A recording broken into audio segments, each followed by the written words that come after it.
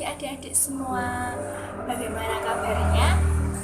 Mbak Abel berharap kita semua tetap dalam keadaan sehat ya. Nah, sekarang sudah hari Minggu dan kita mau bersiap-siap untuk bersekolah minggu bersama. Bersyukur sekali karena kita masih punya kesempatan untuk bisa belajar firman Tuhan bersama-sama dan bisa memuji Tuhan dan bersukacita bersama-sama. Nah, sekarang kita akan memulai sekolah minggu kita dengan berdoa. Mbak Ella akan menolong kita di dalam doa pembukaan. Selamat pagi adik-adik Pratama. Oke, sebelum kita memulai sekolah minggu pada pagi hari ini, Mbak Ella akan menolong di dalam doa pembukaan. Mari kita lipat tangan, tutup matanya, kita akan berdoa. Ucap syukur Tuhan untuk pagi hari yang indah ini. Jika sebentar kami akan memulai sekolah minggu kami, biarlah kiranya Tuhan memberkati kami supaya kami bisa fokus akan kebenaran firman Tuhan, kami bisa memuji memuliakan nama Tuhan dan bisa menyenangkan hati Tuhan. Kami menyerahkan sekolah minggu kami ke tangan kuasa Tuhan. Ampuni setiap dosa kesalahan kami Tuhan, di dalam nama Tuhan Yesus kami berdoa dan mengucap syukur, haleluya, amin. Terima kasih Mbak Ella sudah menolong kita di dalam doa pembukaan. Nah, sekarang tiba saatnya kita mau memuji Tuhan bersama-sama. Kita mau menyanyi untuk Tuhan dan kita mau bersukacita untuk Tuhan. Kita juga mau menari untuk Tuhan. Nah, kita harus bersemangat ya adik-adik karena kita mau memuji nama Tuhan. Nanti Mbak Abel akan menampilkan videonya dan kita akan bernyanyi bersama-sama.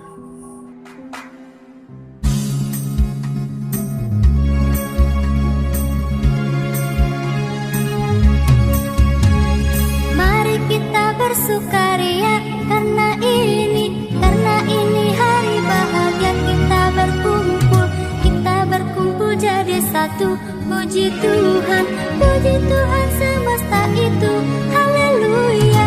Tepuk tangan, wajah berseri, hilangkanlah hati yang sedih. Yesus berkata, bukankah Yesus berkata, damai yang diberikan kita, mari kita bersukaria.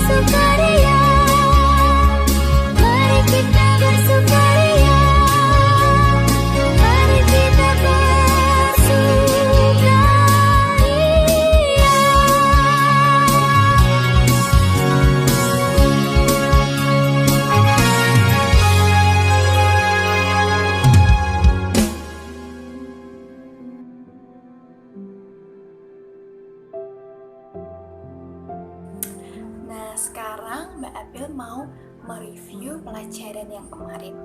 Masih adakah yang ingat? Yuk sekarang kita mau mengingat bersama-sama ya adik-adik. Kemarin adalah pelajaran ke-11 dengan judul Hari Tuhan Rahasia Tuhan. Nah, kemarin kita belajar bahwa hari Tuhan itu adalah hari di mana Tuhan datang untuk kedua kalinya. Tuhan datang untuk menghakimi setiap orang yang berdosa dan orang yang tidak percaya kepada Tuhan Yesus. Tidak ada seorang pun yang tahu kapan hari Tuhan datang. Nah, oleh karena itu, yang harus kita lakukan sekarang adalah kita harus berjaga-jaga dengan cara selalu mengasihi sesama kita dan mengasihi Tuhan. Kita harus selalu menolong orang di sekitar kita. Kita harus berbuat baik kepada semua orang dan kita harus hidup sesuai dengan perintah Tuhan. Nah, sekarang kita mau masuk di pelajaran kita pada hari ini, namun sebelumnya kita mau berdoa terlebih dahulu. Mbak Abel akan memimpin di dalam doa. Mari kita bersatu di dalam doa. Mengucap syukur Tuhan untuk kasih-Mu di setiap kehidupan kami. Tuhan Yesus berkati setiap hati kami. Biarlah sebentar lagi kami bisa belajar mengenai firman-Mu ya Tuhan, dan kiranya kami bisa mengerti dan dapat kami lakukan di setiap kehidupan kami. Terima kasih ya Tuhan. Haleluya. Amin. Sekarang kita akan masuk ke pelajaran hari ini, yaitu pelajaran ke-12 dengan judul Si Pendurhaka. Nah, sekarang kita mau baca Alkitab kita dulu ya adik-adik bersama-sama. Kita mau siapkan Alkitab kita terlebih dahulu. Kita mau buka di dalam 2 Tesalonika 2 ayat 1 sampai 12. Kita mau baca bersama-sama ya adik-adik di dalam 2 Tesalonika 2 ayat 1 sampai 12. Yuk kita baca bersama-sama. 1, 2, 3. Kedurhakaan sebelum kedatangan Tuhan. Tentang kedatangan Tuhan kita Yesus Kristus dan terhimpunnya kita dengan Dia, kami minta kepadamu saudara-saudara supaya kamu jangan lekas bingung dan gelisah, baik oleh ilham roh maupun oleh pemberitaan atau surat yang dikatakan dari kami, seolah-olah hari Tuhan telah tiba. Janganlah kamu memberi dirimu disesatkan orang dengan cara yang bagaimanapun juga, sebab sebelum hari itu haruslah datang dahulu murtad dan haruslah dinyatakan dahulu manusia durhaka yang harus binasa, yaitu lawan yang meninggikan diri di atas segala yang disebut atau yang disembah sebagai Allah. Bahkan ia duduk di bait Allah dan mau menyatakan diri sebagai Allah. Tidakkah kamu ingat bahwa hal itu telah kerap kali kukatakan kepadamu ketika aku masih bersama-sama dengan kamu, dan sekarang kamu tahu apa yang menahan dia, sehingga ia baru akan menyatakan diri pada waktu yang telah ditentukan baginya. Karena secara rahasia kedurhakaan telah mulai bekerja, tetapi sekarang masih ada yang menahan. Kalau yang menahannya itu telah disingkirkan, pada waktu itulah si pendurhaka baru akan menyatakan dirinya. Tetapi Tuhan Yesus akan membunuhnya dengan nafas mulutnya dan akan memusnahkannya kalau ia datang kembali. Kedatangan si pendurhaka itu adalah pekerjaan iblis dan akan disertai rupa-rupa perbuatan ajaib, tanda-tanda dan mujizat-mujizat palsu. Dengan rupa-rupa tipu daya jahat terhadap orang-orang yang harus binasa, karena mereka tidak menerima dan mengasihi kebenaran yang dapat menyelamatkan mereka. Dan itulah sebabnya Allah mendatangkan kesesatan atas mereka yang menyebabkan mereka percaya akan dusta, supaya dihukum semua orang yang tidak percaya akan kebenaran dan yang suka kejahatan. Di kota Tesalonika, kota yang besar, terdapat ajaran-ajaran yang palsu dan ajaran-ajaran yang tidak benar. Pada saat itu, di kota Tesalonika, ada orang yang mengajarkan bahwa Tuhan Yesus sudah datang untuk yang kedua kalinya. Seketika orang-orang di Tesalonika menjadi bingung. Mereka bingung manakah pengajaran yang benar. Oleh karena itu, Rasul Paulus menuliskan surat untuk jemaat di Tesalonika, yaitu tentang pengajaran yang benar. Rasul Paulus mengajarkan bahwa sebelum Tuhan datang untuk yang kedua kalinya akan muncul si pendurhaka. Mbak Abel mau tanya nih, adik-adik ada yang tahu nggak artinya si pendurhaka? Si pendurhaka artinya adalah orang yang tidak taat kepada Allah, suka melawan dan suka memberontak. Si pendurhaka ini suka melawan Allah. Bahkan si pendurhaka ini ingin menyamai dirinya dengan Allah. Si pendurhaka ini ingin sekali disembah seperti Allah yang selalu kita sembah. Si pendurhaka ini juga sering melakukan banyak kejahatan, sehingga orang-orang di sekitarnya mengalami kesusahan dan penderitaan. Selain itu, si pendurhaka ini juga sering melakukan perbuatan ajaib yang palsu dan melakukan tipuan-tipuan mujizat. Nah, karena tipuan mujizatnya inilah, maka beberapa orang menjadi kagum dengan si pendurhaka ini dan ingin menjadi pengikut si pendurhaka ini. Namun, Tuhan Yesus tidak akan tinggal diam. Tuhan Yesus tidak akan membiarkan si pendurhaka itu menang dan berkuasa. Tuhan Yesus pasti akan selalu mengalahkan si pendurhaka itu. Mereka akan dihukum karena tidak percaya akan kebenaran dan selalu melakukan banyak kejahatan. Oleh karena itu, mulai sekarang kita harus berhati-hati ya adik-adik. Kita harus waspada terhadap pengajaran-pengajaran palsu.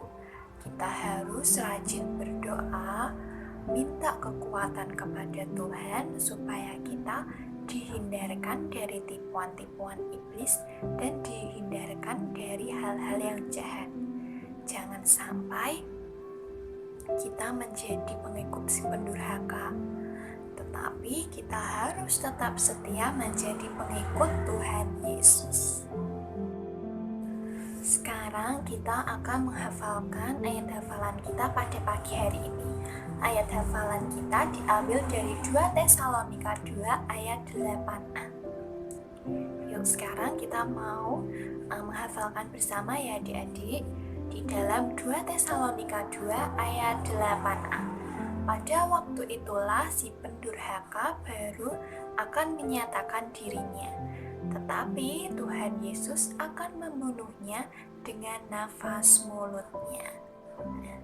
Sekarang tugas dari Mbak Abel adalah adik-adik bisa menyebutkan 3 contoh perbuatan yang dilakukan oleh pengikut Kristus dan 3 contoh tindakan yang dilakukan oleh pengikut si pendurhaka.